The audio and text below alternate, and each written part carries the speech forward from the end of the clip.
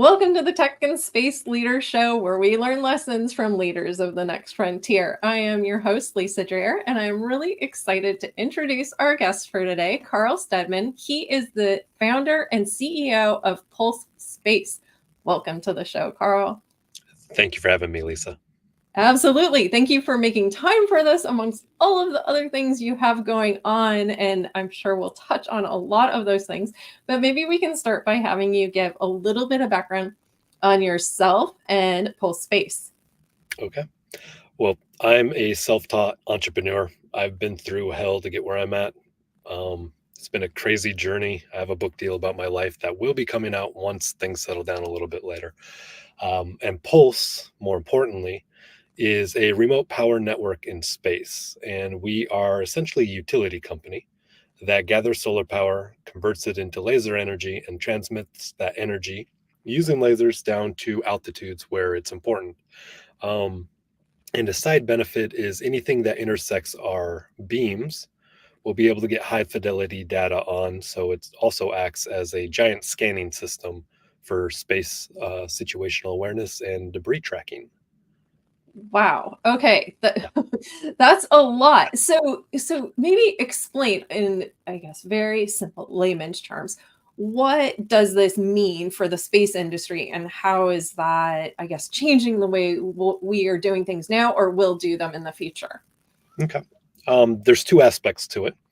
First is the power side of the equation. Because we control the wavelengths that we're transmitting, and then also the receiver's optimization of those wavelengths, it allows for a lot higher energy density in a smaller form factor. So our Gen 1 power platform will be able to produce 19.3 kilowatts at a distance of 1,000 kilometers on a 3 meter surface area, which is about one ninth the size of a solar array with the same power output. And that changes the game because instead of having power fluctuations as you wrap around Earth and go in between the Earth and the sun, so you're in Earth's shadow, you'll be able to use your max power on your bus 24/7. And that fundamentally changes the revenue dynamic of space operators. And then to the space situational awareness side, right now, SSA companies have a hard time seeing anything smaller than like a softball. They can go down to 5 centimeters, but that is dependent on weather because it's usually Earth based observation. And by having our platforms in space using these large lasers constantly swiping across the sky, we'll be able to see the 1 to 10 centimeter debris constantly, build a really high fidelity model.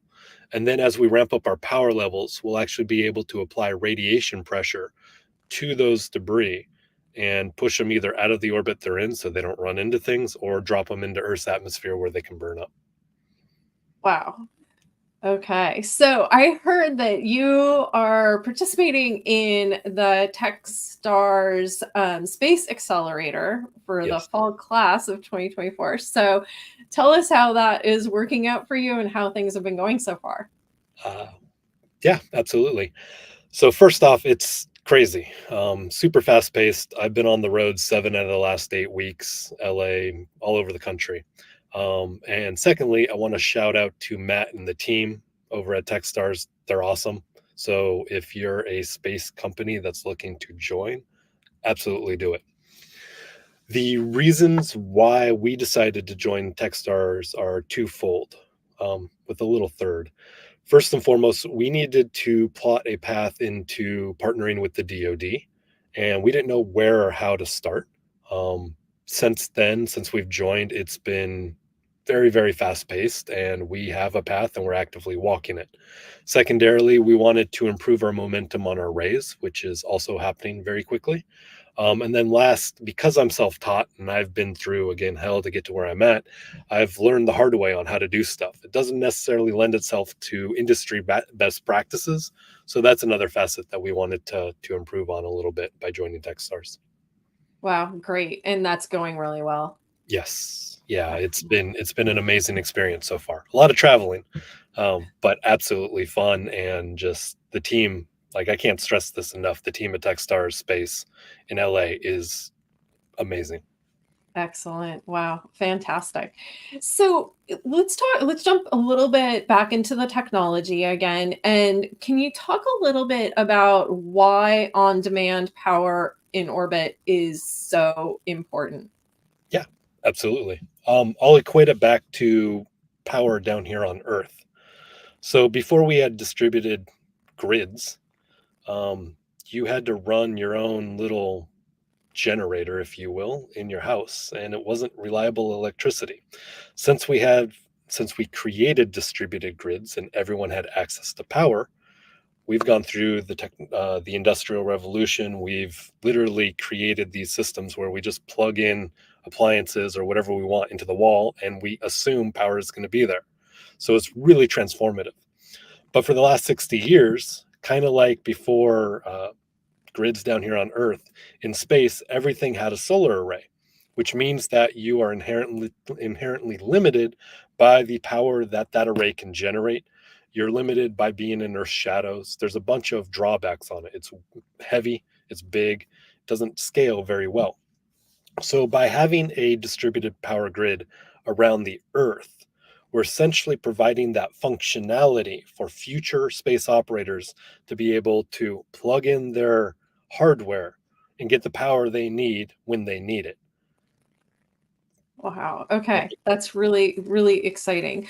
So maybe explain a little bit about, I guess, what is required from your end in order to provide this on-demand power. So, a lot. It's highly technical. We need to have great stability in our platforms because, as you can imagine, when you transmit long distances, any sort of wobble in the platform itself will cause the beam to go way off course. So that's first and foremost. We need to be able to radiate heat really, really well, which in the space environment is quite honestly very tough because you're basically limited to 400 watts per square meter facing black space. Now, the reason why that's important is because high energy lasers, regardless of how efficient they generate a lot of heat. And if the heat has nowhere to go, then we have a big issue. Our platforms shut down, etc. That applies to all satellites. And then, last but not least, is making sure our wavelengths are optimized for our receivers and targeting and tracking and being very finite with where it's going so it doesn't just go into places we don't want it to, if you will. Um, Good thing about it is I'm surrounded by extremely intelligent individuals, and our team is pretty dedicated on going out and making this a reality. And we're expecting to have our first demo in space in about 11 months now. Wow. Okay, that is really exciting. So, I mean, that's right around the corner, really. Yeah. In our opener, you talked a little bit about space situational awareness. So, how will what Pulse Space is doing really, I guess, change on orbit operations? So first off, right now there is a large portion of the industry that just ignores small debris. So when you have an anomaly on your or on your spacecraft, you don't actually know what caused it. It just turns into an anomaly in your systems. And our premise is that a lot of those are probably caused by micro debris, causing impacts, vaporizing aluminum, vaporizing some of the bus, and causing havoc within the actual sat buses. Now, being able to see down to 1 centimeters and potentially lower, depending on the distance from our optics, we'll be able to model those debris objects way better, which means that we can avoid them first and foremost. But secondarily, as we ramp up power levels, we can redirect those debris out of harm's way. So we're initially going to focus on the very high valuable altitudes and try to clean up um, those orbits so they don't have impacts from debris. Now it's going to take a lot. It's going to take a lot of time. It's probably going to take a lot of players to do so because space is so vast. But as we add mass to orbit, the amount of debris is actually going to continue to increase. Humans are not very clean creatures, and that applies up in space as well. So we actually look at this service more as, say, an equivalent of taking out the trash and being a trash collector down here on Earth, where it's continuous. It's an ongoing job that's going to require ongoing um, actions in order to remediate the situation. We want to get it to a point where it's safe and it drops the barriers of entry into operating in space substantially. And that's what we're going after. Excellent. Okay. Well, that's very, very exciting. What role have partnerships played in the development of pulse space? Very important. Obviously, we can't provide power to other companies without those partnerships. We'd just be providing power to ourselves. Secondarily, the development side's actually been primarily internally, but we've had companies and individuals specifically that get really excited about giant space lasers, and they've helped push the needle forward. So there's actually a couple partnerships we're getting ready to announce publicly. We've signed a couple contracts on top of that, so there's some good things coming. Wow, excellent. That's very exciting. So, you talked a little bit about the technology and how it works. Can you talk about some, and also, kind of the whole situational awareness piece? Are there other use cases for this technology that we haven't already talked about? Yeah, there is definitely DoD use cases. We don't typically talk about those. There is small scale ablation on debris as well, rather than just using radiation pressure. Um, but at the end of the day, this system is not just useful around the Earth. We're power agnostic. So right now we're using solar, but when nuclear becomes available at a cost efficient standpoint, we will switch over to nuclear, which means that systems like this, having wireless transmission of power, work around the moon, they work around Mars, any place with low atmosphere, essentially. Um, Mars will be a little bit more difficult simply because it does have an atmosphere, just not a lot. But anywhere where there is distributed architecture, and nuclear power sources, we can provide power to, so the individuals or the operators don't need to focus on their power sources. They can focus on what they're good at. And just like operating a business down here on Earth, optimize for that. Does that make sense? Yeah, absolutely. Wow, that will be fascinating to watch as that comes to pass. Yeah. So, I want to end with one last question, and that is if you could make one prediction about the future of space situational awareness, what would it be?